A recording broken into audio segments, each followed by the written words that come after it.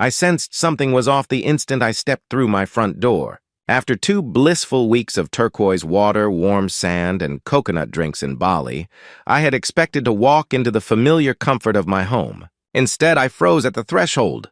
My heart thudded in my chest as my eyes locked onto the muddy footprints smeared across my pristine hardwood floors. Someone had been here.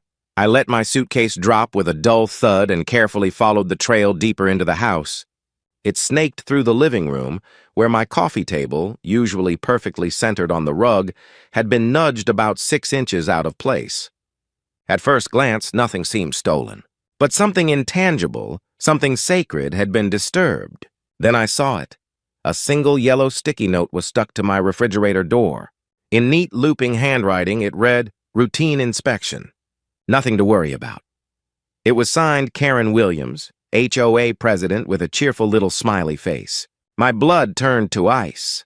What kind of routine inspection involved someone waltzing into my locked home while I was on another continent? Before I left, I'd done everything by the book. Light timers set to random intervals, mail delivery paused, neighbor Tom watching the house. I was supposed to be safe here. That's what we were all promised when we bought into Pinewood Estates. A gated community with manicured lawns, tight HOA regulations, and sky-high fees supposedly guaranteeing peace of mind. I never imagined the HOA president herself would abuse that trust. I grabbed my phone and dialed Tom. "Hey, did you notice anyone going into my house while I was gone?" I tried to keep the shake out of my voice. Tom paused. "No, not inside, but I did see Karen's car parked out front a few days ago. I figured she was just leaving one of those newsletters."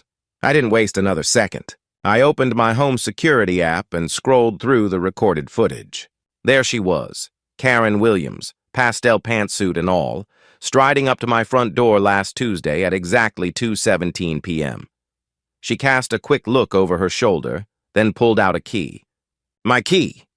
I watched, jaw clenched, as she unlocked my door and slipped inside. For nearly 40 minutes, she prowled through my living room, dragging a finger across my shelves, flipping through the mail I'd left on the counter, even opening my refrigerator like she owned the place. Clipboard in hand, she scribbled something down, inspecting every corner like a smug queen surveying her kingdom.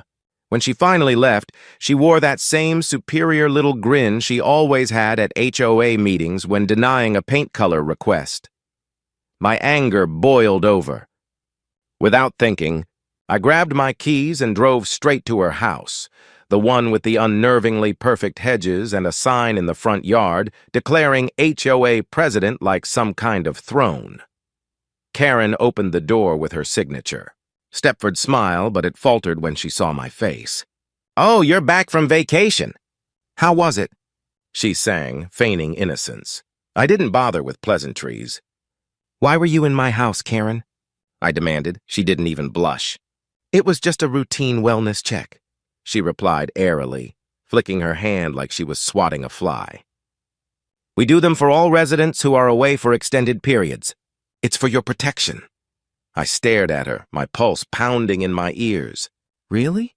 I asked slowly, each word sharp. "Where in the HOA bylaws does it say anything about breaking into people's homes for a so-called wellness check?" Her smile stiffened like drying paint, but she didn't back down. That was the thing about Karen. She never did. "It's an unwritten policy," Karen said coolly, folding her arms like a queen addressing a peasant. "As president, I have certain discretionary powers to ensure community standards are maintained." Something about that answer made my stomach twist. I'd read the HOA agreement front to back before buying this house. I'm an attorney. I know how to read fine print. Nowhere did it grant the president the right to enter anyone's home without permission except in actual emergencies, water leaks, fires, that sort of thing. This was no wellness check. I decided to dig deeper. Over the next few days, I went door to door, quietly talking with other Pinewood Estates homeowners. What I heard was unsettling. Several residents admitted they'd noticed things slightly out of place after coming home from trips. Picture frames turned, furniture shifted, but brushed it off as forgetfulness. Others had spotted Karen skulking around when owners were away, but were too intimidated to challenge her. Then Martin, who lived 3 doors down, finally opened up. She came into my house when I was in the hospital last year, he confessed, lowering his voice. Said she needed to make sure I wasn't violating any codes while I was gone. What was I supposed to do? She threatens people over garbage cans being left out for 10 minutes too long. I gathered everything, my security footage, witness statements from neighbors, highlighted HOA bylaws showing there was no such thing as a wellness check, and documentation of the emergency. Key lockbox that was only meant to be accessed during real emergencies, and that's when the most damning detail surfaced. Karen had been using these unauthorized entries to dig up dirt on homeowners she didn't like. Personal vendettas disguised as community protection. The day before the monthly HOA meeting, I filed a police report for breaking and entering. Then I prepared my presentation. The community center was packed on Thursday evening. Karen sat at the center of the long board table, gavel in hand, looking smug as ever. She loved these meetings, loved the control. When the agenda turned to new business, I rose. My voice was calm, steady. I'd like to address a serious security concern regarding unauthorized entry into residents' homes. Karen's head snapped up, eyes narrowing like a hawk. I connected my laptop to the projector. The room fell quiet as the footage played. Karen, in her pastel suit, key in hand, walking into my house. 40 minutes inside. Smug smile on the way out. What you're seeing, I explained evenly, is our HOA president using a key from the emergency lockbox to enter my home without permission while I was on vacation. This is not only a violation of HOA bylaws, but also state law. Karen's face flushed crimson. She slammed her gavel down. This is out of order. These wellness checks are for community protection. That's when I played the recorded testimonies from other homeowners. The unease in the room grew palpable. Board members shifted in their seats. There is no wellness check provision in our bylaws, I continued firmly. What is there is a clear rule stating that emergency keys are to be used only in cases of water leaks, fires, or other urgent situations. Nothing else. And then, right on cue, 2 police officers quietly entered the back of the room. Karen saw them and shot to her feet, knocking her chair backward. "This is ridiculous!" she screeched. I was protecting the integrity of our community. People leave windows open, appliances on. They could have forbidden items. Someone has to enforce the rules.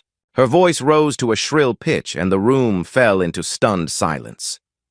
So you admit you've been entering homes without permission to search for violations? I asked softly. She blinked rapidly, realizing too late what she'd said. Someone has to maintain standards. Do you know what would happen if I didn't? Property values would plummet. People would paint their houses purple and put those tacky flamingo ornaments on their lawns. Her polished facade was crumbling fast. Then she jabbed a finger at me. And you! Your garbage can was visible from the street last month, and your blinds don't match the approved color palette. The officers stepped forward as she spiraled. Mrs. Williams, one of them said firmly, we need you to come with us. You're being placed under arrest for trespassing, unlawful entry, and abuse of authority. Her expression flipped from fury to stunned disbelief as they recited her rights. This is absurd, she shrieked as they led her away. I'm the HOA president. I have keys to all your homes. Who's going to make sure everyone follows the rules now?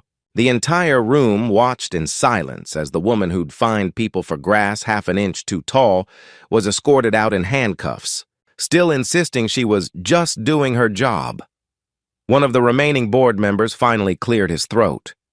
I think we should call an emergency election for a new president, he said.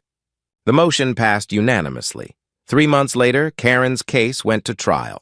The judge was not impressed by her argument that HOA authority somehow overrode basic property rights.